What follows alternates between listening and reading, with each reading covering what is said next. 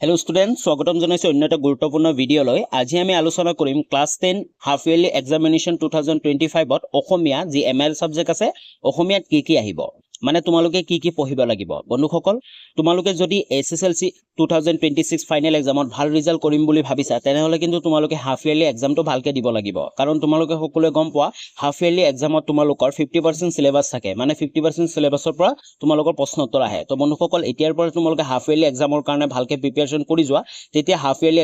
exam ভাল হোৱা মানে তোমালোকৰ আধা সিলেবাস কমপ্লিট হোৱা তাৰ পিছত হাফ ইয়াৰলিৰ পিছত তোমালোকে ফাইনেলৰ যিবোৰ ৰৈ যাব সেইবোৰ তোমালোকে ষ্টাডি কৰিব পাৰা তো বন্ধুসকল তোমালোকক জনাই দিও যে আমাৰ এই চেনেলটোত এছএছএলসি 2026 ৰ বাবে অসমীয়াৰ প্ৰতিটো চেপ্টাৰৰ ইম্পৰ্টেন্ট কোৱেশ্চন আনসাৰ লগতে কমন কোৱেশ্চন আনসাৰ আৰু লগতে প্ৰিভিয়াস ইয়াৰ কোৱেশ্চন আনসাৰ মানে আগৰ বছৰ অহা প্ৰশ্নবোৰো তোমালোকে ভিডিঅ' পাই যাবা বন্ধুসকল ইয়াৰ আগতে মই এটা ভিডিঅ' বনাইছিলো য'ত মই আলোচনা কৰিছিলো এছএছএলসি নাইবা এছএছ ফাইনেল এক্সামত ভাল ৰিজাল্ট কেনেকৈ কৰিব পাৰি আৰু কেনেকৈ পঢ়িব লাগে তাৰ ওপৰত এটা ধুনীয়া ভিডিঅ' বনাইছিলো যদি তোমালোকে ভিডিঅ'টো চোৱা নাই তেতিয়াহলে ডেসক্ৰিপচনৰ ভিডিঅ'টো লিংক থাকিব তোমালোকে চাব পাৰা তো বন্ধুসকল আমাৰ এই চেনেলটোত হাফ ইয়াৰলি এক্সামিনেশ্যনৰ কাৰণেও প্ৰতিটো সাবজেক্টৰ কমন কোৱেশ্চন আনসাৰবোৰ দিয়া হ'ব তো তাৰ কাৰণে চেনেলটো সাবস্ক্ৰাইব কৰি লোৱা লগতে বেল আইকনটো প্ৰেছ কৰি অল কৰি ৰাখিবা তেতিয়া সো তোমালোক অসমীয়া কি পঢ়িব লাগিব বন্ধুসকল এই ভিডিঅ'ত আমি যিমানবোৰ চেপ্টাৰৰ কথা আলোচনা কৰিম সেই সকলোবোৰ চেপ্টাৰ কিন্তু 6 মাহিলী পৰীক্ষাৰ কাৰণে হে তো প্ৰথমতে সো গ্ৰুপ এ আছে বাধ্যতামূলক গদ্যাংশৰ পৰা তোমালোকে হাফ ইয়াৰলি কাৰণে কি চাব লাগিব উদ্যোগী হও আহা তাৰ পিছত ভাৰতীয় সংস্কৃতি এই দুটা চেপ্টাৰ তোমালোকে ভালকে চাব লাগিব কাৰণ এই দুটা চেপ্টাৰৰ পৰা তোমালোকৰ হাফ ইয়াৰলি অথবা 6 মাহিলী পৰীক্ষা তোমালোকৰ কোৱেশ্চন আনসাৰ আহিব তাৰ পিছত আছে অসমৰ জনজাতীয় গাঁথনি আৰু সংস্কৃতি এই চেপ্টাৰটো তোমালোকে হাফ ইয়াৰলি কাৰণে চাব নালাগে এই চেপ্টাৰটো কিন্তু তোমালোকৰ ফাইনেল এক্সামত আহিব তাৰ পিছত 2 নম্বৰত আছে ইন্টাৰনেটৰ তিতা মিঠা আৰু অৰুণিমা সিংহা তো এই দুইটা চেপ্টাৰ তোমালোকৰ ইম্পৰ্টেন্ট কাৰণ দুইটা চেপ্টাৰৰ পৰা তোমালোকৰ হাফ ইয়াৰলি এক্সামত কোৱেশ্চন আহিব তাৰ পিছত 3 নম্বৰত আছে অৰণ্য যাত্ৰা আৰু পাৰস্যত এভুমুখী তো ইয়াৰ পৰা তোমালোকে অৰণ্য যাত্ৰা এই চেপ্টাৰটো তোমালোকৰ অতিকৈ গুৰুত্বপূৰ্ণ হাফ ইয়াৰলি এক্সামৰ কাৰণে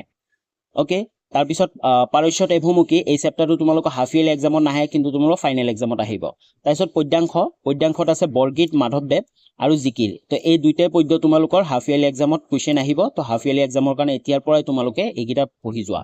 তাৰ পিছত তোমালোকৰ 5 নম্বৰ আছে প্ৰশস্তি ব অসমীয়া দৃশ্যান্তৰ ইয়াৰ পৰা তোমালোকে জাস্ট প্ৰশস্তি এই পদ্যটো তোমালোকে চাব লাগিব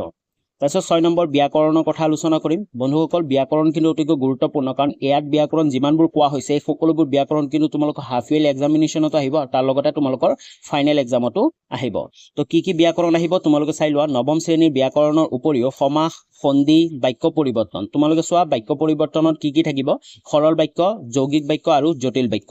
তাৰ পিছত আছে নট্যবিধি আৰু সত্যবিধি তাৰ পিছত আছে যতি চিহ্ন ব্যৱহাৰ আৰু খণ্ড বাক্য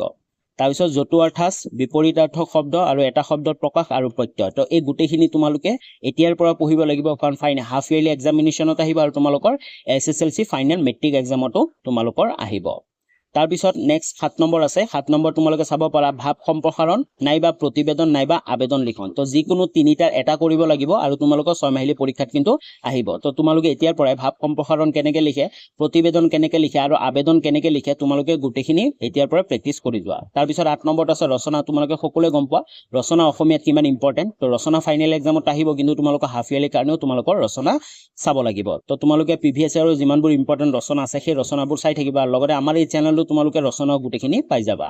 তাৰপিছত 9 নম্বৰত আছে দ্ৰুতপাঠটো তোমালোকে চাব পাৰা 6 মাহিলী পৰীক্ষাত আহিব আৰু ফাইনেল এক্সামতো আহিব তাৰপিছত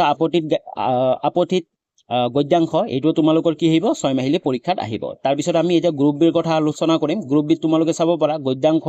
গদ্যাংশত 10 নম্বৰত আছে বিষাদ যুগ আৰু প্ৰাচীন ভাৰতীয় শিক্ষা তো ইয়াৰ পৰা তোমালোকৰ যি প্ৰাচীন ভাৰতীয় শিক্ষা আছে এই যি চেপ্টাৰটো আছে এই চেপ্টাৰটো তোমালোকে হাফ ইয়াৰলি এক্সামত আহিব আৰু এই চেপ্টাৰটো তোমালোকৰ পঢ়িব লাগিব তাৰপিছত 11 নম্বৰ আছে পদ্যাংশ তোমালোকে চাব পাৰা কানাইৰ চাতুৰি আৰু ধৰ ঝাৰু ধৰ ভাই তো ইয়াৰ পৰা তোমালোকে ধৰ ঝাৰু ধৰ ভাইটো তোমালোকে চাব লাগিব কাৰণ ধৰ ঝাৰু ধৰ ভাইটো তোমালোকৰ হাফ ইয়াৰলি এক্সামত আহিব তাৰপিছত ব্যাকৰণ এইখিনিত যি ব্যাকৰণ আছে এইকেইটা বহুত ইম্পৰ্টেন্ট তোমালোকে চাব পাৰা কি ব্যাকৰণ আহিব নৱম শ্ৰেণী ব্যাকৰণৰ উপৰিও ভুল বাক্যৰ শুধৰণি তোমালোকে চাই লোৱা কি আহিব বা তোমালোকৰ নোটবুকত নোট কৰিও যাব পাৰা ভুল বাক্যৰ শুধৰণি উপসৰ্গ অনুসৰ্গ সমাৰ্থক শব্দ পুৰণি শব্দৰ আধুনিক ৰূপ এই গুটেকেইটা তোমালোকৰ গ্ৰামাৰ হাফ ইয়াৰলি এক্সামিনেশ্যনত আহিব আৰু তাৰ লগতে তোমালোকৰ মেট্ৰিক এক্সামতো আহিব তাৰপিছত 13 নম্বৰ আছে ছন্দ তো ছন্দ তোমালোকৰ হাফ ইয়াৰলি এক্সামিনেশ্যনত কিন্তু নাহে তোমালোকৰ ফাইনেল এক্সামতহে আহিব তো বন্ধুসকল তোমালোকে গোটেইখিনি অসমীয়াৰ সিলেবাসখিনি গম পালা যে তোমালোকৰ কি আহিব তো তোমালোকে যদি এতিয়ালৈ সিলেবাসটো নাজানা তেনেহলে ধুনীয়াকৈ তোমালোকৰ টেক্সট বুকত তোমালোকে টিক কৰি ল'ব পাৰা নাই বা তোমালোকে এটা নোটবুকত ধুনীয়াকৈ লিখি ল'ব পাৰা তো আজিলৈ ইমানখিনি আছিল আৰু বাকি যিমানবোৰ সাবজেক্ট আছে সেইবোৰৰ আমি কি আহিব তাৰ নতুন হাফ ইয়াৰলি সিলেবাসটো আলোচনা কৰিছো ডেসক্ৰিপচনৰ ভিডিঅ'বোৰৰ লিংক আছে তোমালোকে গোটেইবোৰ চাব পাৰা তো আজিলৈ ইমানখিনি আছিল পুনৰ লগ পাম নতুন এটা ভিডিঅ' লৈ তেতিয়ালৈ বাই বাই